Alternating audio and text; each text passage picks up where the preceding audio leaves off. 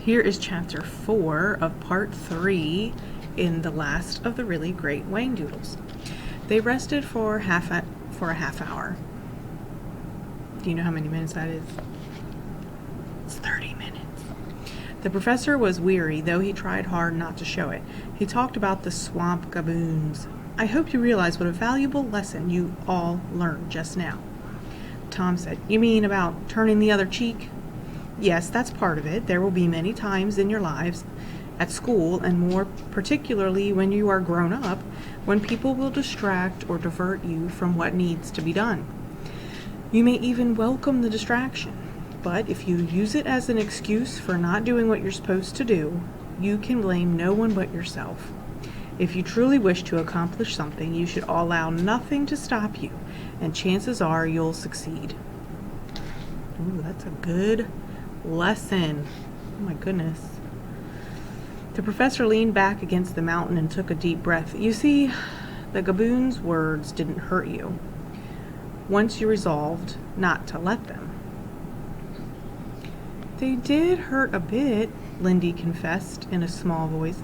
Yes, but when you remembered your main purpose, you were able to put aside your feelings and concentrate on the important issues. He mopped his brow.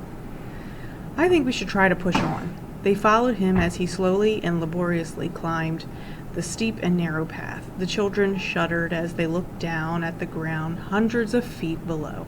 The professor began to act in a way that was very unlike him. He paused frequently, sometimes shielding his eyes and gazing into the distance. Occasionally he mumbled to himself. Once he said quite clearly, I must remember to pack my red socks. The children could only think that the whole incredible search for the Whangdoodle had become too great a strain on their good friend.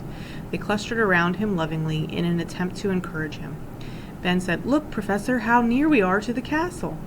They could see now that the pure, transparent crystal was buttressed by huge pillars of milk-white glass. The turrets were like the creamy frosting on top of a birthday cake and seemed to be reaching to touch the red sky. Higher and higher they climbed. The altitude made them all short of breath, and the professor gasped and moved more slowly with every step. Suddenly he stopped and leaned against a rock. He shut his eyes. My dears, he said in a tired voice, I do not think I can go any farther. You must go on without me. They all spoke at once. But that's impossible, Professor. We'll never make it without you. We're so close. If you could just try one step at a time. He raised a hand warily. No, you don't understand. But they wouldn't listen.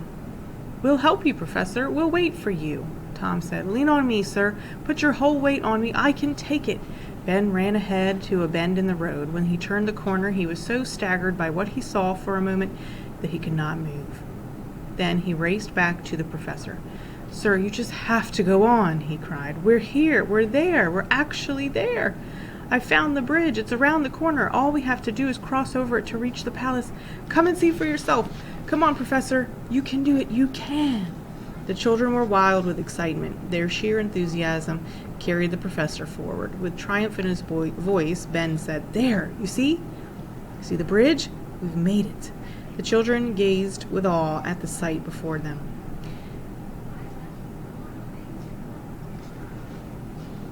And they were all close to tears.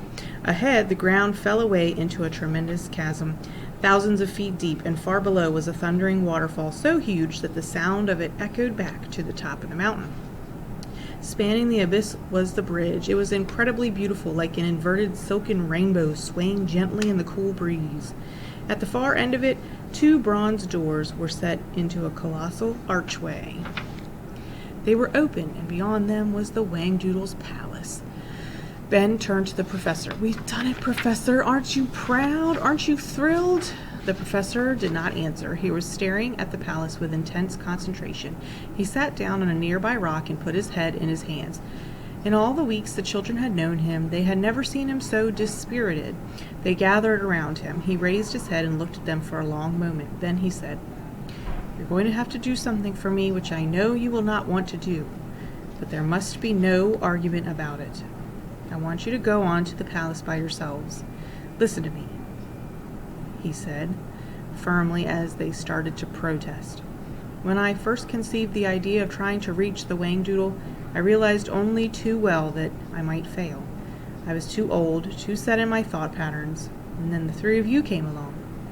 I hoped that, through you, I might reawaken the younger part of my mind, the imagination that has been shut down for so many years. In other words, if your eyes could see it, perhaps mine could see it too. The professor's voice broke. I must tell you, he continued, that the closer we have come to the Whangdoodle, the harder it has been for me to keep up with you. The last part of our journey has been almost impossible for me. But we wouldn't be here if it weren't for you, Tom burst out. We didn't help you. It was the other way around. You helped us. You made it all possible. And Ben said, only a little while ago you said that if you really try, then the chances are you'll succeed. The professor shut his eyes again.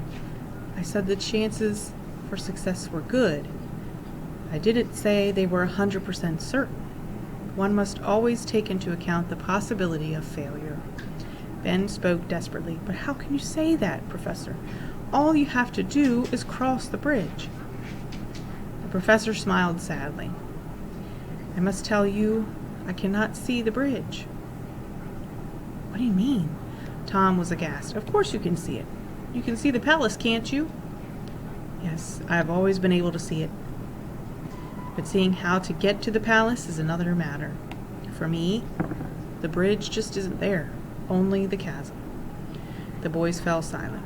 Lindy said in a choked voice, You should have had a scrappy cap. She burst into tears and rushed into his arms. I didn't think that all this would happen, she sobbed. I just can't bear to think of you not going with us. It's too sad. Are you sure you've tried hard enough? Asked Tom. You must believe me, Tom. I've tried as hard as I can. You know how much I want to see the Whangdoodle. This is simply one of those times in life when, in spite of every effort, one fails. But you mustn't feel sad, because I don't. Without you, I wouldn't have been able to get this far. Ben said determinedly, Professor, I don't care what you say. If you can't go, then I won't either. Tom and Lindy agreed instantly. That's right. We won't go without you. The professor blinked hard and said, That's very dear, just like you. But you will go on, and I will tell you why. Because for me, it will be the next best thing to being there. I will wait here for you. I shall be perfectly fine. When you have seen the Whangdoodle, you will come back and tell me all about him, every single wonderful detail. Now, off with you. I don't want to see your faces again until you bring me the news of the Whangdoodle.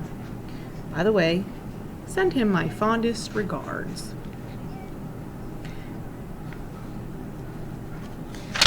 Okay, I think I'm going to stop there. Well, I only have a few pages left. Yeah, I'll stop there. And we will finish the rest of that chapter next time. Bye.